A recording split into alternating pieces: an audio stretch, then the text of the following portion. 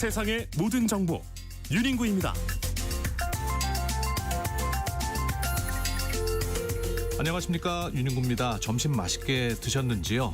오늘은 이재명 대통령 신년 기자회견 KBS 1텔레비전과 동시 수중계 관계로 1시간 늦게 인사드립니다.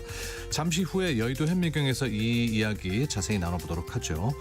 여의도 상황이 긴박하게 돌아가고 있습니다. 이해운 장관 후보자 청문회 파행에 또 여당 대표의 단식 농성까지 겹치면서 연일 요동치고 있는데요.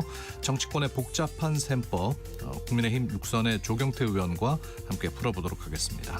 이어지는 철학이 있는 수요일 철수야 시간에는요, AI 시대에 우리가 지켜내야 할 인간다움이 무엇인지 살펴보겠습니다. 믿고 듣는 시사 KBS 1라디오 세상의 모든 정보 윤인구입니다. 수요일 순서 시작합니다.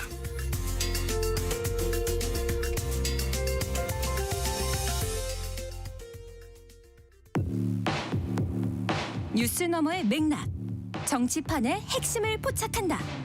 여의도 현미경.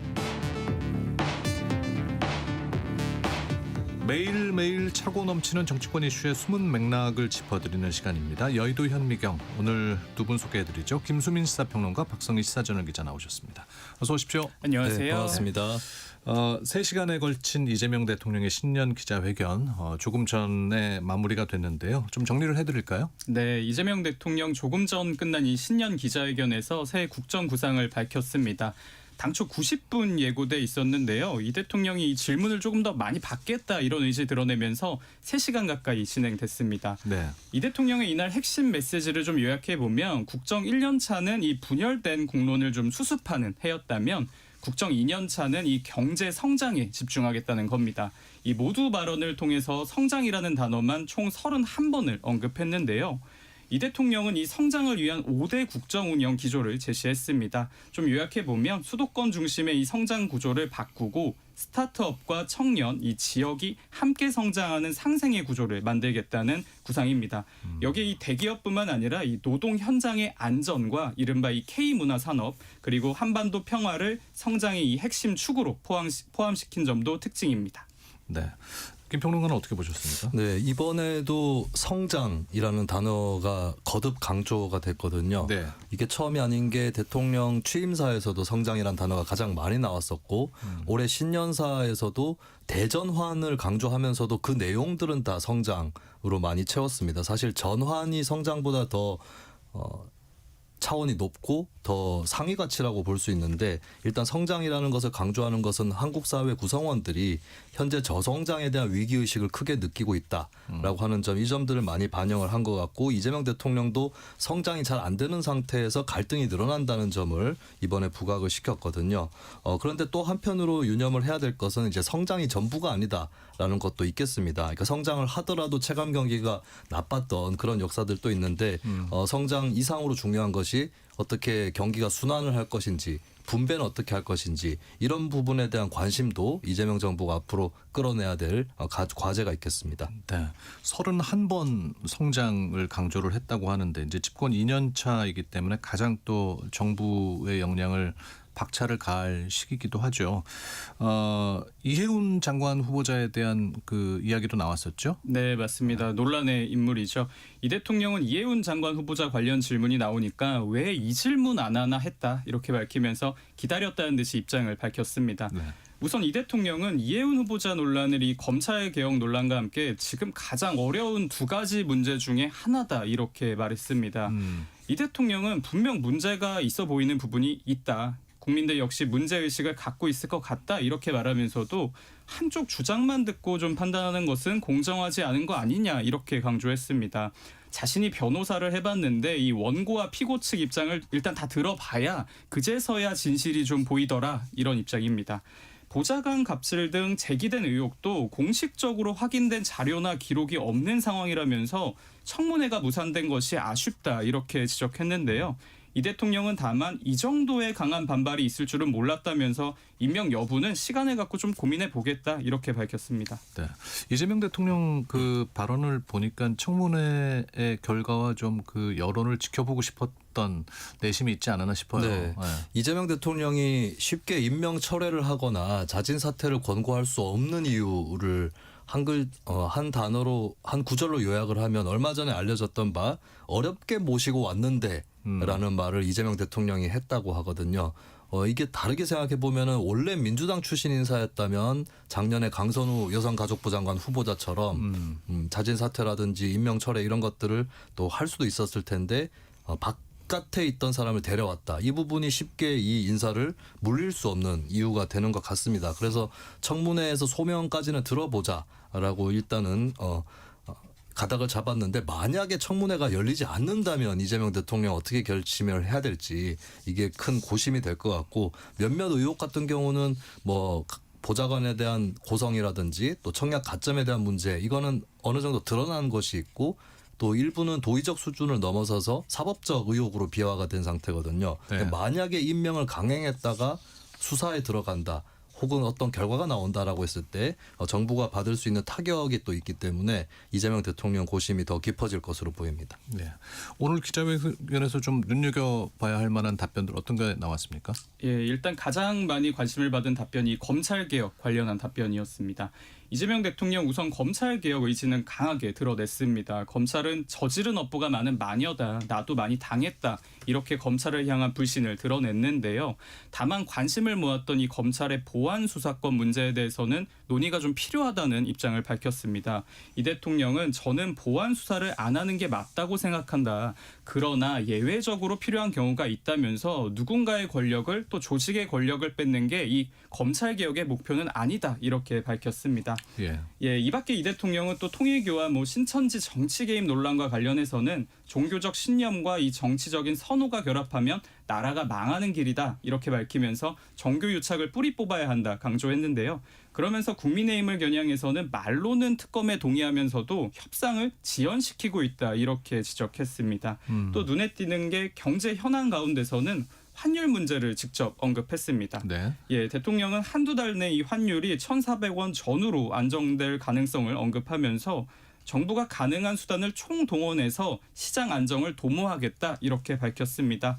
또 부동산 정책과 관련해서는 세제를 통한 이 시장 대응은 마지막 수단이다 이렇게 강조하면서 세제 중심의 이 부동산 정책 당장은 검토하고 있지 않다 이렇게 선을 그었습니다.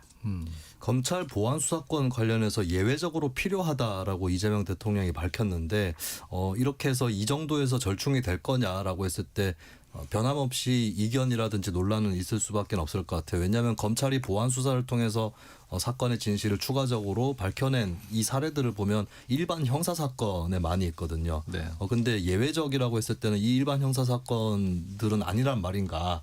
라고 하는 그런 의문은 또 있을 것으로 보여서 이 문제는 올해 내내 좀 쟁점이 되지 않을까 그렇게 전망이 됩니다. 그리고 이재명 정부가 맞닥뜨린 가장 크고 어려운 숙제 두 가지가 결국 환율과 부동산이다라고 하는 것이 이번 기자회견에서 또 드러났는데요. 환율에 대해서는 1,400원 전후라는 목표를 제시를 해서 이게 장점은 국민들의 불안감에 대해서 정부의 의지를 밝히는 그런 장점은 있는데 근데 만약에 이것이 또 몇 달 내에 지켜지지 않을 경우에 또 부담을 지게 된다라고 하는 양면이 있겠습니다. 그리고 부동산 정책에서는 세제를 개편하는 정책은 배제하는 그런 모습이었는데 일단 전문가들 사이에서는 보유세는 올리고 양도세는 낮춰야 된다 이런 지적들이 많이 있었거든요. 네. 이런 지적은 계속될 것으로 보이고 또 한간에서는 가격 통제를 떠나서 한국의 부동산 실효세율이 0.1% 수준 그러니까 자동차세보다 더 낮은데 조세 정상화 차원에서도 보유세 인상은 필요한 게 아니냐 이런 지적도 있기 때문에 전문가들 사이에서 세제 정책에 대한 요구 이것은 계속될 것으로 보입니다.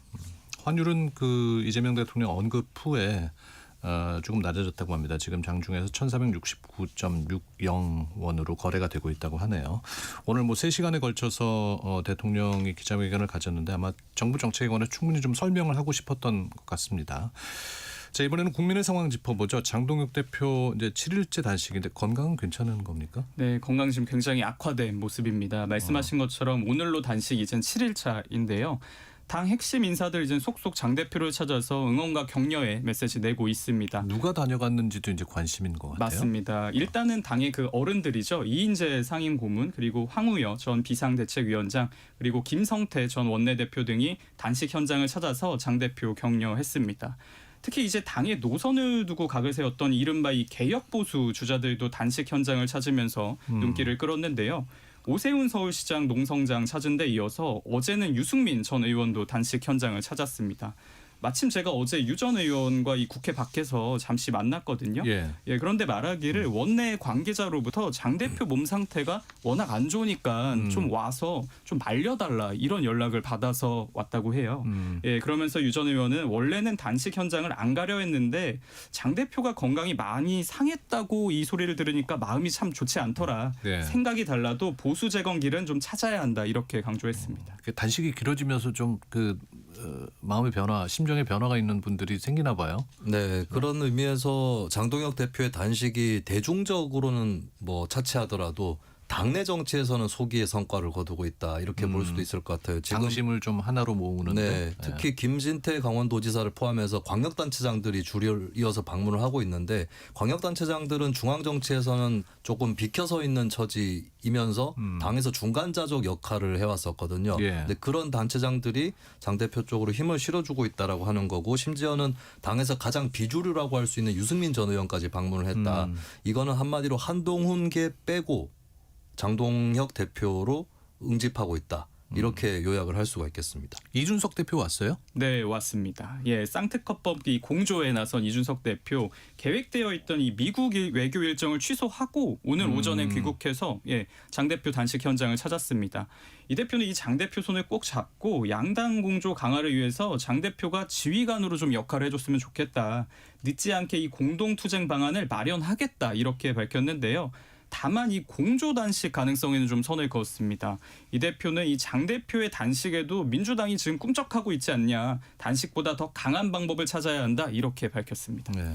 단식보다 더 강한 방법이 도대체 무엇일까 궁금증이 일어나는데 네. 그런 의미에서 이준석 대표 쪽에서 먼저 공조 단식 얘기를 처음에 했었는데 네. 시기를 어떻게 보면 놓친 것이 아닌가 이런 생각도 듭니다. 그리고 이게 의제가 예를 들어서 윤석열 전 대통령 관련 의제가 아니라 현 정권에 관련된 의제거든요. 그럼 네. 야당으로서의 선명성 이런 것들을 부각시킬 수 있는 기회이기도 했는데 이 시점을 이 대표가 개혁신당이 놓친 것이 아닌가 이렇게도 보여지고 사실 제3당이 두각을 드러내기 위해서는 제1당과 제2당이 입장을 내놓을 때 그 사이에서 절충을 한다든가 이런 것보다는 1당, 2당을 먼저 앞질러 나가서 선도하는 것이 상당히 중요한데 그 점에서는 장동혁 대표에게 선수를 빼앗기지 않았나 이렇게 또 보여집니다. 네.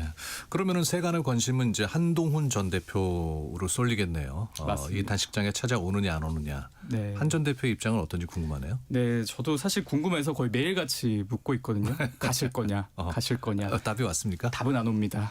하지만 이제 친한계 측 관계자들 얘기를 들어보면 현재로선 고민이 전혀 없다. 이렇게 고민이 없도 고민할 것 같은데. 할 것 같은데 네. 일단 우리는 왜 가야 되냐 이렇게 반문하더라고요. 당장 오늘 오전에도 제가 친한계 한 관계자 통화를 했는데 아니 친한계 관계자한테 물어보지 말고 한 전 대표한테 직접 텔레그램으로 물어보고 있습니다. 네. 아직 읽고 답은 없습니다. 답을 주셨으면 좋겠는데 읽으셨어요? 읽긴 했습니다. 네. 근데 일단 그 관계자 발로 일단 말씀해 보면 비유하기를 학폭 가해자가 입원을 했는데 병원에 피해자 보고 왜 병문안을 안 가느냐고 좀 재촉하는 거랑 뭐가 다르냐 뭐 이렇게 반발을 네. 하더라고요. 한 전 대표가 이젠 좀 단식장을 찾지 않으면서 장 대표 측과의 감정의 골도 좀 깊어지는 모습입니다. 마침 제가 어제 장 대표 측 한 관계자를 장례식장에서 만났는데 그분도 물어보더라고요. 네. 한동훈 전 대표 단식장 찾아온대요. 안 온다고 하죠. 네. 이렇게 말하면서 사실 자기네들이 봤을 때 한 전 대표가 만약에 단식장 찾는다면 그거는 어제가 데드라인이었다. 이제 방문 데드라인은 사실 끝났다. 이렇게 불만을 드러냈습니다. 고민이 될 텐데. 네. 부담이 될 텐데. 이래저래 고민이 되는 게 한편에서는 단식이라는 극한 투쟁을 하고 있는데 그래도 가봐야 된다. 또 이럴 때일수록 가서 당의 화합을 도모해야 된다. 이런 의견이 있는데 또 친한계 쪽에서는 김종혁 전 최고위원 같은 경우는 지금 방문하면 위선이다. 이렇게 윤리위에서 제명 결정까지 받아들였는데 굴욕적으로 갈 수 없다라고 하는 그런 의견들이 부딪히고 있습니다. 근데 이 상태에서 더 한 전 대표에게 불리해지는 것은 어떻게 보면 포위당하는 것보다 더 나쁜 것이 주변으로 밀려나는 거거든요. 근데 지금 당내 관심이 점점 장 대표에게 모이고 한 전 대표가 주변화되고 있다. 그러니까 한 전 대표가 얼마 전까지 대장동 항소 포기라든지 론스타 소송이라든지 이런 문제에서 두각을 드러냈었는데 지금은 이런 것들이 많이 잊혀지고 좀 주변으로 밀리고 있다. 무풀이 악플보다 더 무섭다고 하잖아요. 예, 그런 것이 좀 또 우려되는 상황인 것 같습니다. 근데 궁금한 건 이제 그동안 그 안 만나던 사람들이 왜 단식장에 찾아오느냐. 예, 이거는 정말 이 당심을 모으기 위한 것이냐 아니면 그 개개인의 다 계산이 깔려 있는 것인가 궁금하거든요. 물론 속마음은 본인들이 가장 잘 아시겠지만 당연히 전화 많이 하신다면 전화해서 좀 물어봐 주세요. 예, 열심히 물어보겠습니다. 예, 일단은 근데 뭐 당의 원로들처럼 선의로 장 대표 단식 응원하는 분들도 분명 있겠죠. 네. 다만 일각에서는 이제 당 대표 단식장이 이른바 이 지방선거 공천 눈도장을 좀 찍는 자리가 되고 있는 거 아니냐 뭐 이런 해석도 나옵니다. 말씀하신 것처럼 오세훈 서울시장뿐 아니라 뭐 박형준 부산시장, 이철우 경북도지사 등 이 현역 자치단체장들과 이 후보군들이 단식 현장에 모두 집결하고 있기 때문인데요. 특히 장 대표와 공조 단식 들어간 이 김재원 최고위원도 사실 경북도지사 출마를 예고한 상태거든요. 국민의힘 지도부 한 관계자를 만났는데 장 대표 단식 현장 찾겠다고 이 소위 말하는 예약을 하는 이 지방선거 주자들 또 예비 후보들이 적지 않다고 합니다. 네. 예, 실제 지금 야권 내에서는 이른바 이 장동혁 단식 현장 방문 리스트까지 돌고 있는데요. 박민영 국민의힘 미디어 대변인은 차기 대구시장 후보로 언급되는 이진숙 정 방송통신위원장이 장 대표 찾은 것을 두고 와서 눈도장 찍고 간 거 아니냐. 단식장에 나타난 원내 후보들과 나타나지 않은 이 당내 후보들이 비교가 안 되겠냐. 뭐 이렇게 반문하기도 했습니다. 네. 국민의힘 구성원들 입장에서는 이래저래 가야 될 이유는 있다라고 볼 수 있거든요. 첫 번째는 인정상 도의상 안 갈 수 없다라고 하는 점이 있을 거고, 두 번째는 이번 단식의 의제가 앞서 말씀드렸던 윤석열 전 대통령 관련이나 이런 의제가 아니라 현 정부와 여당에 대한 특검이 과제입니다. 그러면 국민적 지지도 어느 정도는 있을 수 있고 당내에서는 이견이 없는 사안이기 때문에 방문하기 더 용이하다라는 측면이 있고요. 그리고 지방선거 이전에 얼마 전까지만 해도 장 대표 체제가 위태롭다라는 진단이 있었는데 이게 많이 바뀌었습니다. 그러면 이번 지방선거도 장 대표가 주도를 하겠구나. 이런 인식들을 갖고 있을 것이고 지방선거에 대비한 그런 행보로서 또 단식장을 방문하는 그런 측면도 있습니다. 네. 검경 합동수사본부가 국민의힘 대선 후보 경선 과정에 신천지가 조직적으로 개입했다. 이 정황을 뭐 확인했다고 하죠. 네, 맞습니다. 신천지의 정교 유착 의혹을 수사하는 이 검경 합동수사본부가 2007년 대선 직전 열린 경선 때부터 신천지의 이 조직적인 국민의힘 당원 가입 지시가 있었다. 이런 진술을 확보한 것으로 확인했습니다. 합수본은 전직 신천지 집화장 등을 조사하는 과정에서 과거 신천지 지도부가 이 이명박 후보를 밀어주기 위해서 신도들의 당원 가입을 독려했다. 이런 진술을 확보한 것으로 전해집니다. 예, 합수본은 또 조사 과정에서 신천지 측이 김무성 전 당대표를 비롯한 이 야권 인사들과 접촉했다. 이런 녹취록도 확보한 것으로 파악됐는데요. 합수본은 이 진술과 녹취록 등을 토대로 이 신천지의 정치권 로비 의혹 집중적으로 수사하고 있습니다. 이 신천지 교인들이 집단적으로 정당에 가입을 한 것이 법적으로 처벌 가능한가? 라고 한번 따져봤을 때 일단 가입 자체를 놓고 처벌하기는 어려울 것 같은데 가입을 하는 동안에 어떤 일이 있었는지를 따져보면 처벌 여부가 가려질 수도 있습니다. 왜냐하면 정당법에 보면 강제 입당 금지 조항이 있고요. 그리고 입당을 강요하면 징역 2년 이하의 이하거나 200만 원 이하의 벌금을 물게 돼 있는데 이 집단 가입 과정에서 교인들에게 강제적인 수단을 썼다라면 이 조항을 위반을 한 것이고 또 형법상으로도 강요죄나 협박죄에 해당하는지 또 수사에 들어갈 것으로 보입니다. 그리고 정당 입장에서는 속임수라든지 기만을 당했다라고 판단이 되면 업무방해가 적용이 될 수가 있겠고 또 교인에 대해서도 사기나 기망 이런 것들이 적용이 될 수가 있습니다. 신천지 이만희 교주와 홍준표 전 대구시장이 만났다. 과거에 그 진술도 논란이 되고 있나요? 네, 맞습니다. 사실 그간 홍준표 전 시장은 자신이 이 신천지 정교 유착의 피해자다 이렇게 주장해 왔습니다. 2021년 국민의힘 대선 후보 경선 과정에서 윤석열 전 대통령을 대선 후보로 선출하기 위해 신천지가 당원 10만 명을 조직적으로 가입시켰고 자신이 그 희생양이 됐다는 주장인데요. 그런데 합수본 조사 과정에서 홍 전 시장도 이 신천지의 관리 대상이었다는 뭐 정황이 일부 드러났습니다.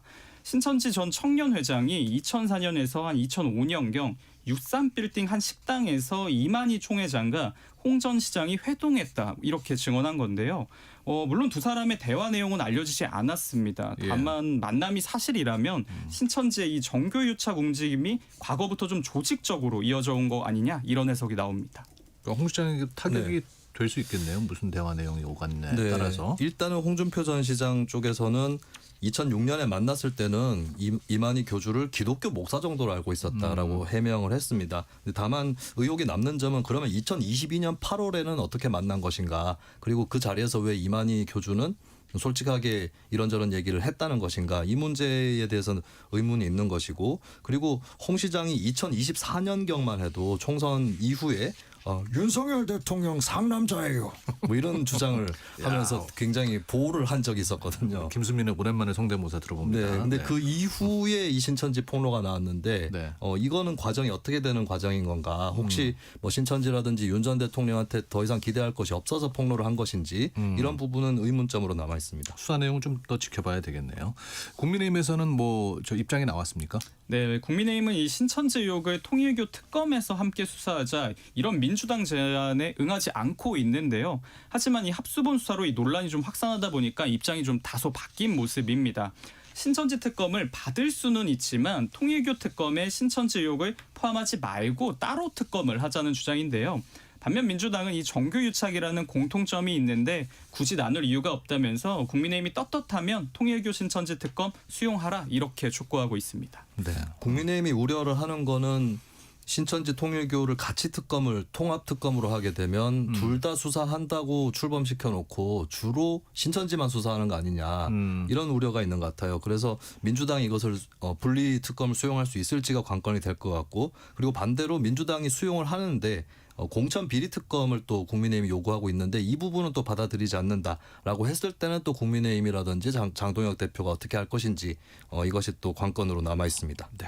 정치브리핑 여의도 현미경 두 분과 함께했습니다. 박성희 시사저널 기자, 김수민 시사평론가, 고맙습니다. 감사합니다. KBS 1라디오는 청취자 여러분과 함께합니다. 지금 휴대전화를 열어 참여해주세요. 문자번호 샵9730 샵9730. 짧은 문자는 50원, 긴 문자는 100원의 정보 이용료가 있고요. KBS 콩 어플리케이션, 일라디오 유튜브 채널을 통해서는 무료로 참여하실 수 있습니다. 정보는 알차게, 기분은 가볍게. KBS 1라디오 세상의 모든 정보 윤인구입니다.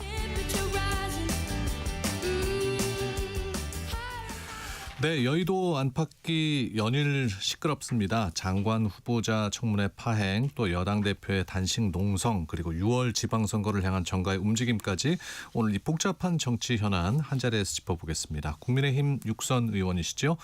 조경태 의원 인터뷰 초대석으로 모셨습니다. 어서 오십시오, 의원님. 네, 반갑습니다. 네. 새해 복 많이 받으십시오. 새해 복 많이 받으십시오. 육선이십니다. 네. 부산 사을이 이제 지역구시잖아요. 네. 육선의 비결은 뭡니까? 아마도 운이 참 좋았던 것 같고요. 네. 제가 정치를 좀 일찍 시작하지 않았습니까? 그러니까요. 저는 그 육선이라 그러셔서 한참 저보다 연배가 위신 줄 알았더니 4살 위시더라고요. 예, 저보다도 나이 많은 초선들도 많이 계시니까. 네. 예, 그만큼 일찍 시작했는데요. 우리 사하구 주민들께서 정말 저한테 어쨌든 정치할 수 있는 이런 네. 기회를 오랫동안 주셨던 점에 대해서 이 자리를 위해서 감사하게 생각하고요. 그래서 참 운이 좋았다 이렇게 생각합니다. 네. 지역구에서 아주 열심히시라는 뭐 소문이 들리던데. 네. 감사합니다. 자, 오늘 조경태 의원 모셨는데요. 방금 전에 이제 그 이 대통령의 기자회견은 끝났는데 네. 뭐 검찰 개혁에 대해서도 대통령이 언급을 했습니다마는 조 의원께서는 어떻게 생각하십니까? 저는 오랫동안 검찰 개혁에 대해서 그 생각을 많이 했던 부분이고요. 네. 특히 우리나라 검찰 같은 경우에는 그 역사성을 좀 봐야 되거든요. 우리나라 검찰 같은 경우에는 이제 일본에서 어쨌든 일본 검찰의 제도를 이제 도입을 했는데 네. 그 일본은 아마 제 기억으로는 이 수사권과 그 기소권이 이미 오래전에 분리가 된 걸로 알고 있거든요. 그래서 우리도 빨리 검찰 개혁을 통해서 저는 수사권과 기소권은 확실하게 완벽하게 네. 저는 분리해야 된다. 그리고 또 하나가 검찰 개혁은 이제는 더 이상 미룰 수 없는 시대적 소명이다 이렇게 생각합니다. 네, 그 보안 수사에 대해서도 요즘 논란이 많은 것 같습니다. 공소청의 보안 수사권, 보안 수사 요구권. 그러니까 보안 수사 역시도 그 경찰에서 하면 되는 거지. 그것을 또 검찰에다가 넘긴다는 것은 또 다른 또 논란이 있을 수 있고. 네. 그러다 보면 완벽한 어떤 검찰 개혁이 저는 이루어질 수 없다 이러 보거든요. 그래서 보다 완벽한 검찰 개혁을 하기 위해서는 지금 말씀 주신 그 보안 수사권에 대해서 뭐 검찰에 준다든지 이런 논란들도 저는 확실히 배제시키는 것이 그것이 좋겠다 이런 생각을 합니다. 네, 요즘 가장 논란이 되고 있는 그 사안이 아닐까 싶습니다. 이해운 기획예산처 장관 후보자 청문회가 결국 열리지 못하는 쪽으로 가는 것 같은데 네. 이 사안에 대해서는 어떻게 보십니까? 저는 제가 야당 소속이잖아요. 네, 청문회와 국정 그 감사는 그 야당에 보면은 아주 좋은 무대거든요. 그것을 스스로 포기하는 것은 저는 별로 바람직하지 않다. 네, 그래서 어쨌든 이해운 후보자에 대해서 국민들께서는 다수의 국민들은 부적격자로 이야기하고 있지 않습니까? 그렇다면은 지금 언론에 나와 있는 여러 가지 의혹들에 대해서 우리 야당이 보다 더 좀 더 공격적으로 네. 좀 이렇게 질문도 하고 함으로써 저는 청문회가 청문 제도가 있으니까 정상적으로 여는 것이 올바르다 이 생각을 합니다. 네. 오늘 그 대통령의 기자회견 내용을 봐서는 이재명 대통령도 지금 상당히 고민을 하고 있는 부분인 것 같아요. 네. 임명을 강행해야 할지. 그래서 이제 청문회를 통해서 국민 여론을 좀 그렇습니다. 살펴보고 싶었던 것 같은데 네. 어떻게 될 것 같습니까? 저는 의원께서 보시기에. 뭐 내일이라도 빨리 이 방송을 듣고 있는 우리 야당의 어떤 청문위원들이 계신다면은 네. 또 야당의 지도부에 있는 분들이 있다면 빨리 속개를 해서 청문회를 여는 것이 저는 또 야당 입장에서도 상당히 뭐 그렇게 손해 보는 그런 게 아니거든요. 대국민 그 홍보의 장이 될 수도 있고 하니까 네.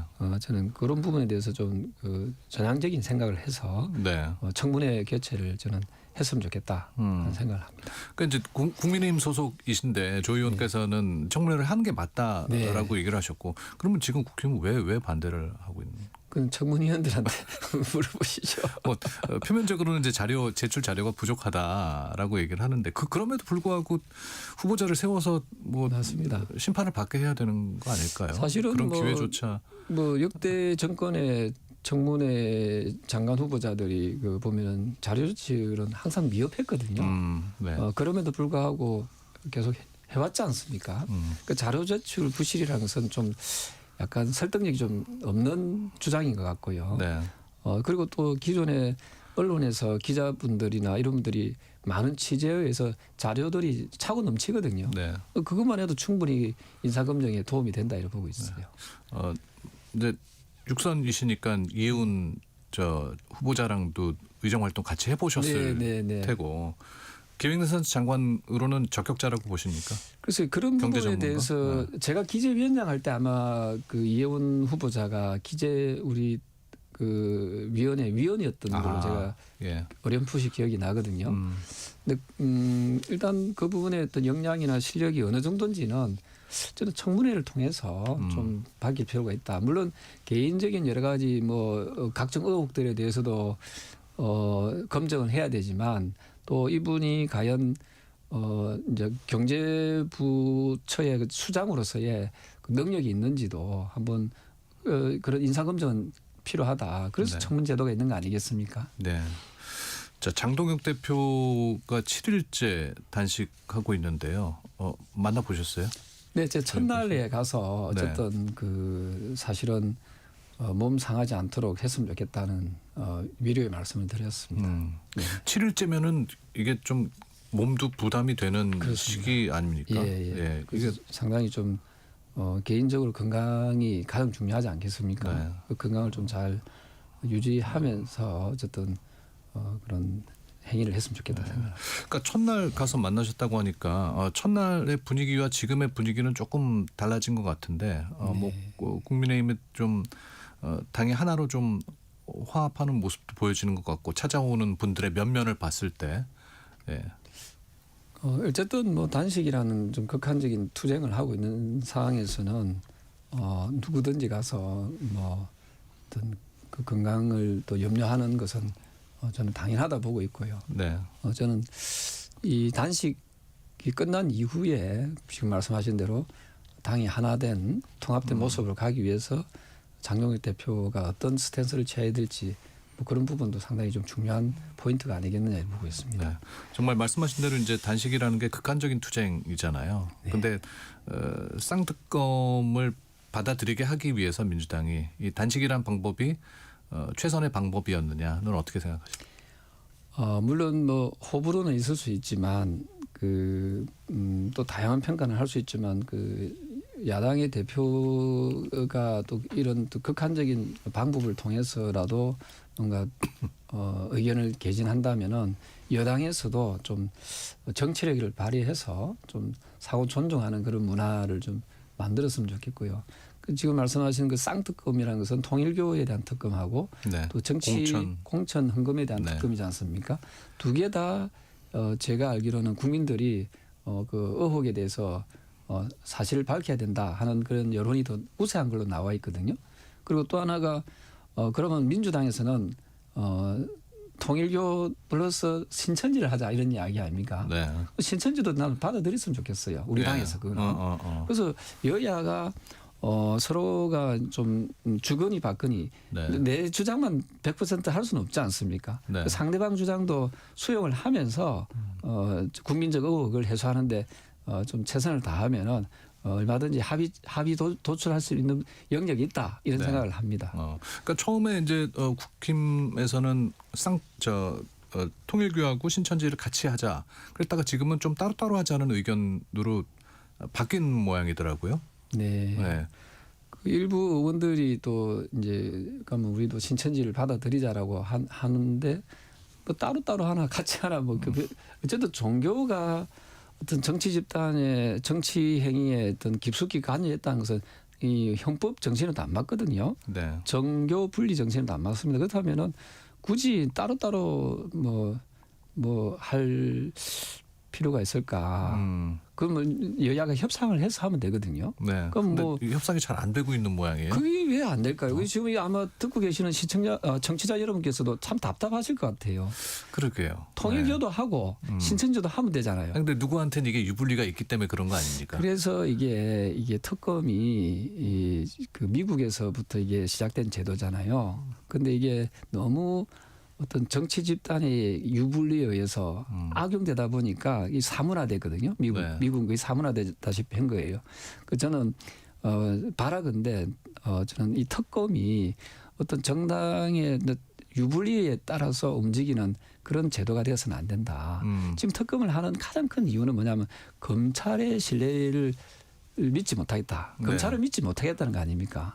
거기서 출발한 거거든요. 네. 그렇다면은 아마도 민주당도 검찰을 못 믿겠다 해서 특검을 주장했을 거고요.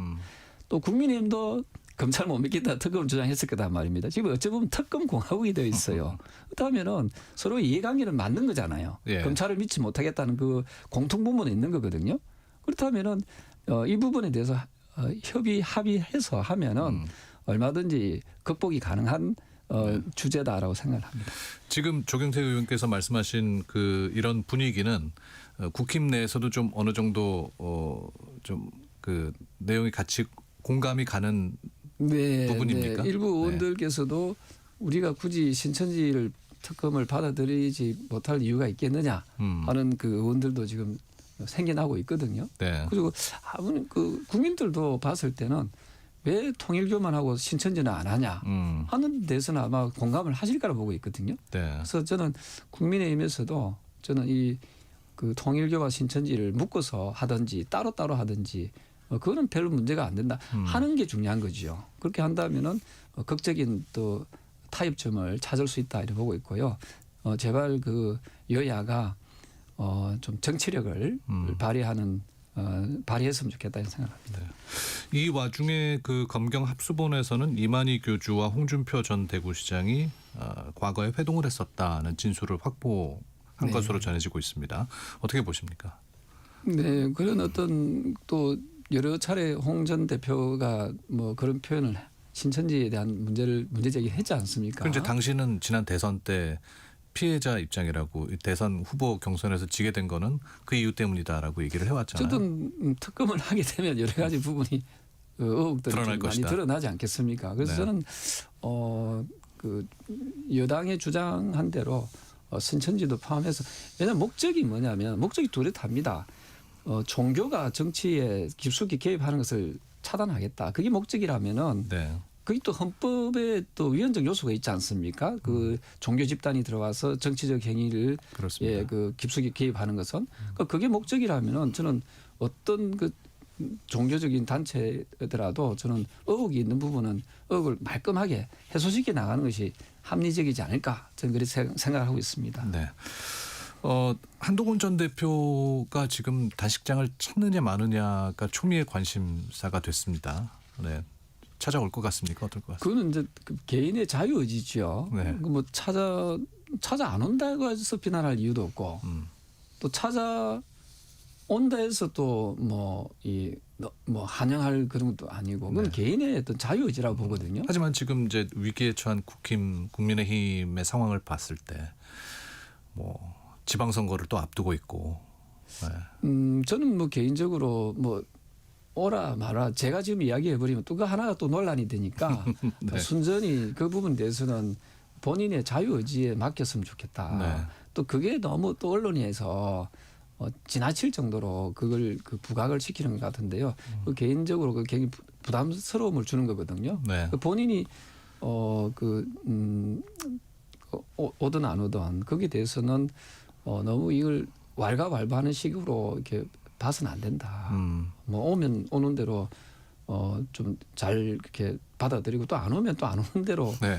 또 잘 받아들여주면 좋겠다 생각을 합니다.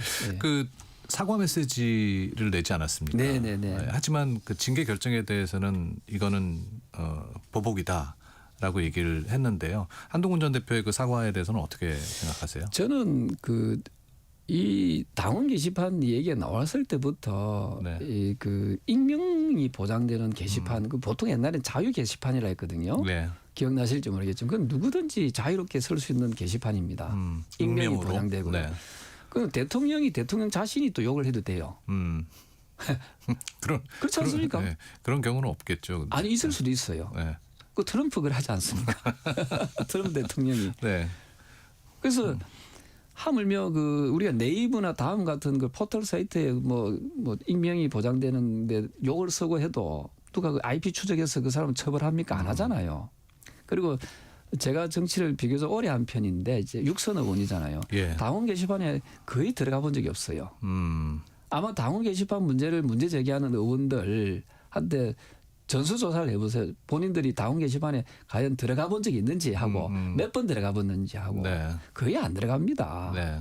그래서 이걸 애써 문제 삼는 것 자체가 저는 우리 통합을 저해시키는 요소다 이렇게 보고 있고요. 또 본인이 어쨌든 또 사과 표명을 했기 때문에 네. 그걸 액면 그대로 받아들이고 이게 뭐 진실된 사과니 또 그러지 않니 뭐 이런 그런 식으로 자꾸만 논란을 계속 키우지 말고 액면 그대로 받아들이고 저는 우리 당이 좀 더 통합하는 분위기로 갔으면 좋겠다 이런 생각을 합니다.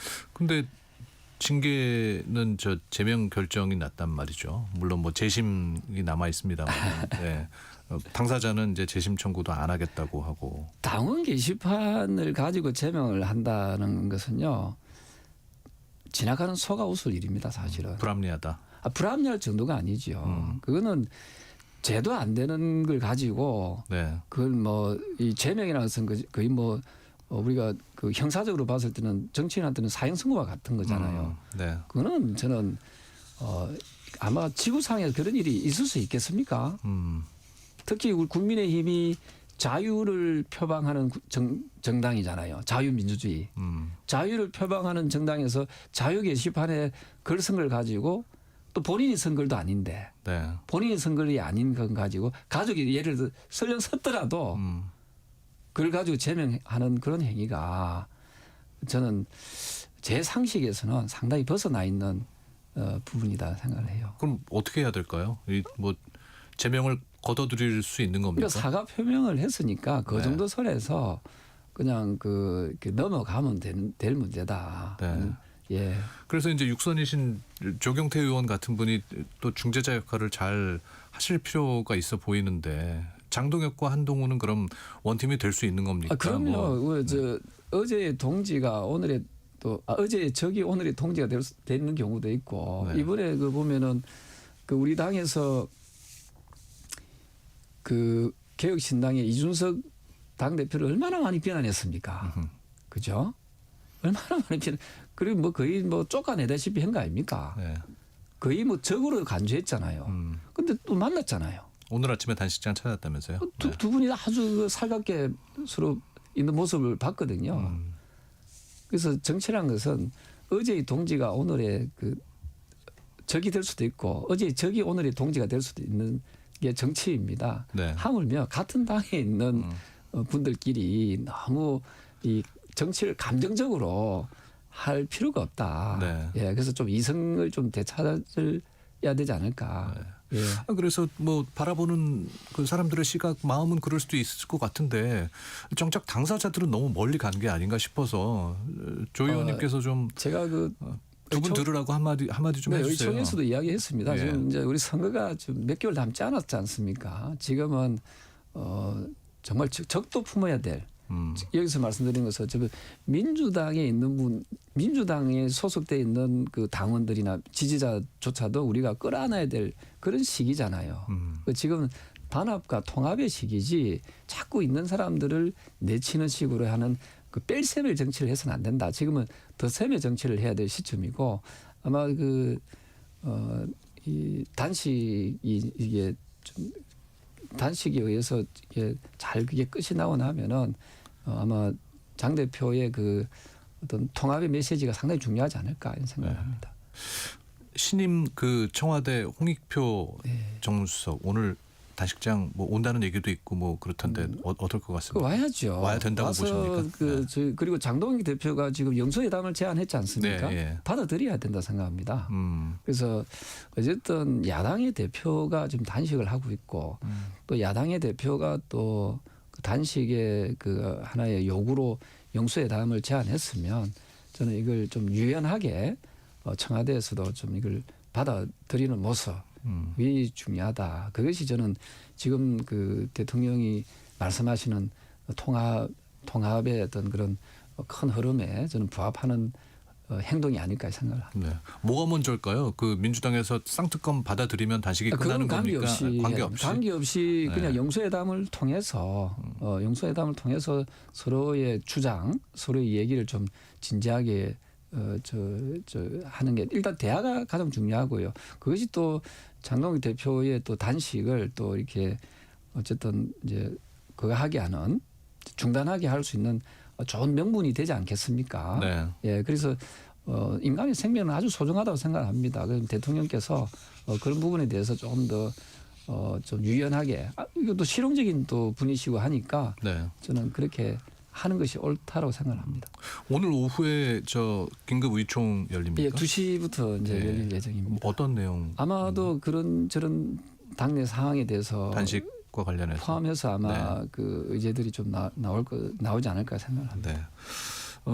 이제 조경태 의원께서 육선이시고 또 부산이 지역구시고 그래서 지금 공석인 해양수산부 장관 자리로 가시는 게 아니냐는 이야기 돌았는데 안 가시겠다고 말씀을 하셨죠? 네. 네. 그 지금 당이 많이 어려운 상황이지 않습니까? 그 우리 당이 그 많이 어려운 상황이고 한데 그리고 저 당에서 남아서 좀 잘못된 부분 이런 네. 부분이 있으면 좀 또 해초리를 되는 역할도 해야 되고요. 그 당에서 해야 될 일들이 많이 있는 것 같습니다. 네. 네. 우리 2738님께서 저는 금정구인데 조경태 의원님 반갑다고 문자 주셨고요. 아유. 박영애님께서 말씀을 참 점잖게 합리적으로 하시는 듯합니다. 6선 정도 하셔야 이 정도 내공이 나오시나 봅니다. 맞습니까? 아니 누구나가 다 하실 수 있습니다. 예. 네. 국민들이 더 저보다 더 현명하고 합리적인 판단들을 하고 계시는 것 같습니다. 네. 뭐 이제 이게 마무리 질문이 될 것 같은데요. 이제 말씀하신 대로 6.3 지방선거가 얼마 안 남았습니다. 네. 부산시장 나가십니까? 그 부분도 제가 여러 차례 질문을 받고 또 답변했습니다만은 전적으로 시민들의 어떤 생각이 중요하다 생각을 합니다. 네. 시민들께서 바라는 아마 부산시장 상이 있을 거라고요. 그게 부합되는 훌륭한 인물이 있다면 그게 제가 될 수도 있지만 의원님 너무 조심스럽게 얘기하시는 거 아니에요? 시원스럽게 아니 저보다도 또 이 더 훌륭한 분들이 있다면 그게 시민들의 선택에 의해서 그게 이제 제가 그 뜻을 따르겠다는 말씀드리고요. 그러나 예나 지금이나 부산 시민을 또 부산을 아끼는 그런 어떤 애정은 여전히 가지고 있고요. 특히 네. 전 내일 또 부산 북한 재개발 관련돼서 또 정책 토론회를 부산에서 하거든요. 네. 뭐 제가 부산시장을 하든 안 하든 부산의 어떤 발전 또 부산에 대한 애정은 누구보다도 강하다 이 말씀을 드리고 싶습니다. 네. 아, 부산에 대한 애정은 누구보다도 강하다. 거기에 방점이 있는 게 아닐까 싶은데요. 예, 알겠습니다. 육선의 또 품격 있는 오늘 인터뷰였던 것 같습니다. 국민의힘 육선 중진 조경태 의원과 함께했습니다. 고맙습니다. 네, 감사합니다.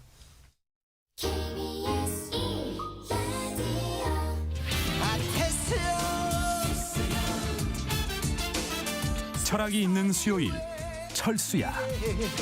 왜 이렇게 힘들어. 네, 일주일의 절반을 달려온 수요일입니다. 어쩐지 몸도 마음도 조금은 무거워지는 시간이죠. 이럴 때 우리에게 필요한 건 거창한 정답보다 내 마음을 들여다봐주는 따뜻한 철학 한 문장이 아닐까 싶어요. 철학이 있는 수요일 철수야 마음 전문가 이현주 교수님 모시고 또 대화 나눠보도록 하죠. 어서 오십시오. 네, 안녕하세요. 네, 오늘 우리가 이야기 나눌 철학은 어떤 내용입니까? 사실 예전에 영화 허라고 굉장히 유명한 영화가 있었거든요. 네. 이 영화가 주인공이 AI 운영체제인 사만다라고 하는 운영체제와 사랑에 빠지는 내용이에요. 그 당시만 해도 공상과학 같았는데 네. 지금 2026년이 된 지금 시점에서는 조금씩 현실이 되고 있지 않나? 그래서 오늘은 그 이야기를 좀 해보려고 합니다. 네. 교수님 평소에도 대화 톤이 이렇게 지금처럼 네. 나긋나긋하고 예. 아, 네. 그러세요? 네. 아유, 칭찬 감사합니다. 아니 제가 그 상담 받는 묘한 느낌이 나서 네. 네, 즐거워서 그렇습니다. 네. 네. AI 이야기. 네. 근데 이게 요즘 보면요 주변에 네. AI랑 대화 나누는 사람들이 굉장히 많아졌더라고요. 그러니까요. 제가 그 최근에 본 기사인데요. 하버드 비즈니스 리뷰에서 인용 보도한 2025년 생성형 AI 상위 100대 사용 사례 보고서에 의하면 2024년만 해도 주 사용처가 아이디어 생산이나 혹은 뭐 생산성 도구 이런 부분들이 굉장히 높게 나왔다고 해요. 근데 2025년 조사에서는 1위가 무려 치료 및 동반자, 2위는 생활 정리, 3위는 목표 찾기. 사실 인간들과 얘기할 때 이런 주제들이 나오잖아요. 그러니까 사람들이 AI를 기술적인 도구가 아니라 네. 정서적인 의지처로 사용하고 있다는 것이 조금 더 뚜렷하게 나타나고 있고요. 사실 우리 대한민국에 있는 많은 분들, 특히 또 좀 더 젊은 세대인 분들은 AI와 뭐 아이디어 생성하시고 이런 분들도 계시지만 많은 경우에는 AI와 대화하고 상담하는 분들이 정말 많다라고 하는 것을 제가 많이 목격하고 있습니다. 아니 근데 이제 저는 또 그 새 아이 아빠로서 네. 이 아이들이 너무 또 이 모바일과 이런 AI에 친숙해 있지 않은 게 아닌가. 하루 네. 종일 또 이거 들여다보고 있는 게 그래서 오히려 그 사람들과 주변 사람들과 대화를 안 하는 그런 게 좀 걱정이 되더라고요. 근데 AI랑 이렇게 대화를 하는 거는 그냥 나를 거부하지 않아서 그런 건가요? 나를 한없이 받아줘서? 네, 사실 그 칼 로저스라고 하는 굉장히 대단한 상담의 대가가 계십니다. 그분이 이제 최고의 상담의 태도에 세 가지가 있는데요. 그 중에 하나가 무조건적인 긍정적 존중입니다. 이 사실 사람이 연습해도 쉽지 않거든요. 근데 무조건적인 긍정적 존중을 가장 잘하는 지금 운영체제가 AI일 수 있고요. 사람의 기본적인 토대보다 훨씬 더 잘할 수 있고요. 사실 또 성인이 된다는 건 나 힘든 얘기 좀 하기 어려운 시대잖아요. 네. 예를 들어서 아나운서님 만약에 집에 와서 아내한테 여보 나 좀 힘들었어 이렇게 만약에 말하면 뭐라고 보통 대답하세요? 참어. 참 제가 강의 때 어떤 분한테 남편이 오셔가지고 나 힘들어 이렇게 하면 뭐라고 하시냐 네. 그랬더니 어떤 분이 굉장히 저를 막 노려보시면서 어쩌라고 막 이러더라고요. 하고. 당신만 힘든 거 아니야. 난 더 힘들어. 우리 애들도 당신 때문에 힘들어. 괜히 그렇게 이제 상대방에게 얘기하다가 상처받을 걸 더 두려워하는 거죠. 네. 그런 사실 나 힘들다고 할 만한 조금 용기도 별로 없고 또 힘들다고 해도 받아줄 사람이 없는 게 성인들의 삶일 수 있거든요. 요즘엔 또 청소년 아이들도 마찬가지인 것 같기도 하고요. 네. 근데 나 힘들다고 말했을 때 100번을 힘들다고 말해도 아 힘들었구나 라고 말해줄 수 있는 굉장히 중요한 대상이 될 수 있다는 거죠. 네. 9964님이 AI와의 대화는 편한데 사람과의 대화는 왜 점점 더 어렵게 느껴질까요? 하는데 네.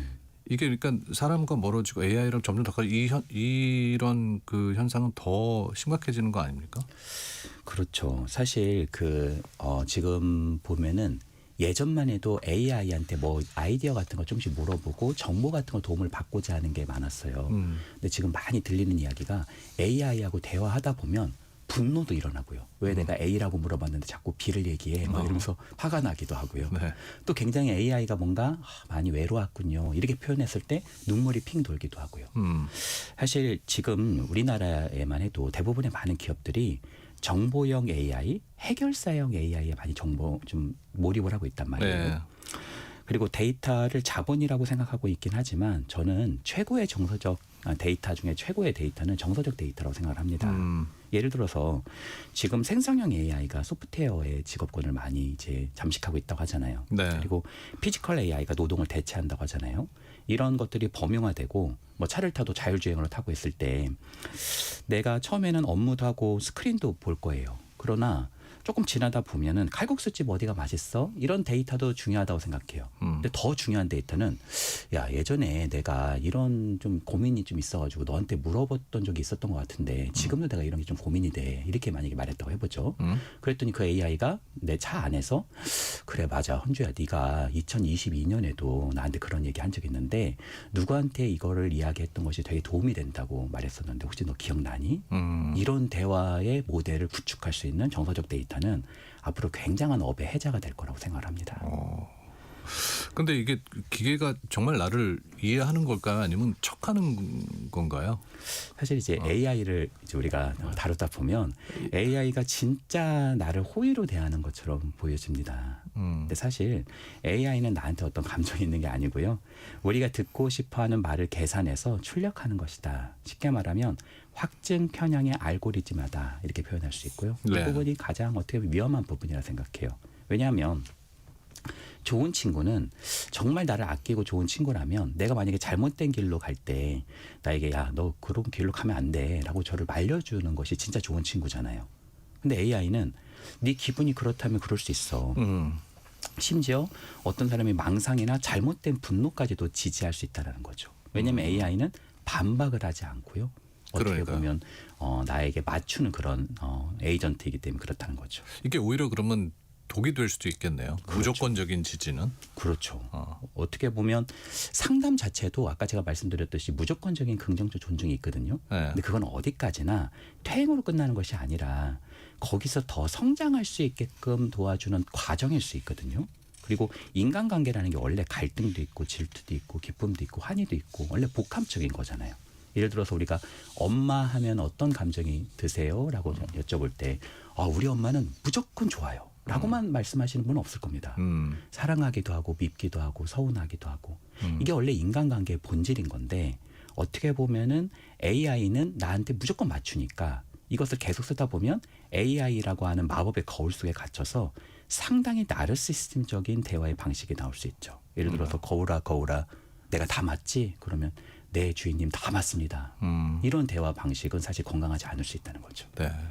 이원성님께서 우리 아내는 나는 더 힘들어 이러면 당신이 할 말이 없다고. 이럴 때 네. AI를 찾게 되는 거 아닙니까? 그렇죠. 네. 아내랑 대화 안 들은 부분 AI랑 대화하면서 근데 사실 말씀하신 대로 AI한테 이제 전적으로 그 의존할 수 없기 때문에 네. 이현주 선생님 같은 분하고 얘기를 해야 되는 거 아니에요. 네. 그렇죠. 이게 네. 그러니까 인간 고유의 영역이 있을 것 같아요. 아무리 AI가 이렇게 그 일상화된다 그래도 그 상담학적인 개념에서 상호 주관성이라는 개념이 있습니다.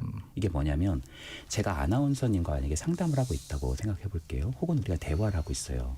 근데 아나운서님과 제가 뭔가 뜨거운 거를 같이 느끼는 거예요. 그렇다고 해서 갑자기 누가 와가지고 온도계를 재요. 네. 그런다고 해서 막 체온이 막 올라가지는 않거든요. 그럼에도 불구하고 객관적인 기준에서는 확실히 무슨 온도가 올라가는 건 아니지만 우리 둘은 분명히 공유하고 있는 진실이 있단 말이에요. 네.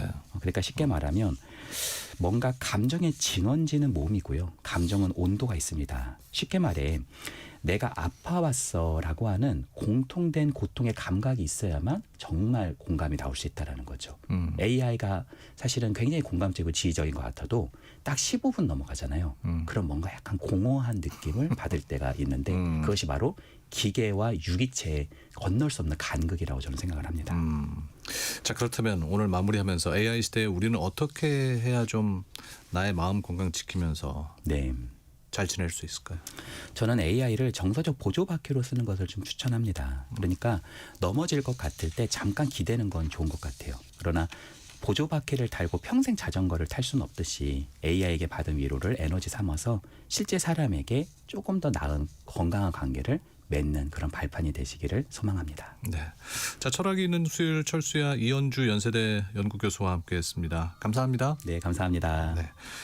자, 오늘 순서 마무리할 시간 됐는데요. 오늘 모바일 쿠폰 당첨자는 KBS 세상의 모든 정보 홈페이지 공지사항에서 확인하실 수 있습니다. 오늘 끝곡으로 변진섭의 너에게로 또다시 띄워드리면서 물러가도록 하겠습니다. 여러분의 내일을 기대합니다. 세상의 모든 정보 윤인구였습니다. 감사합니다.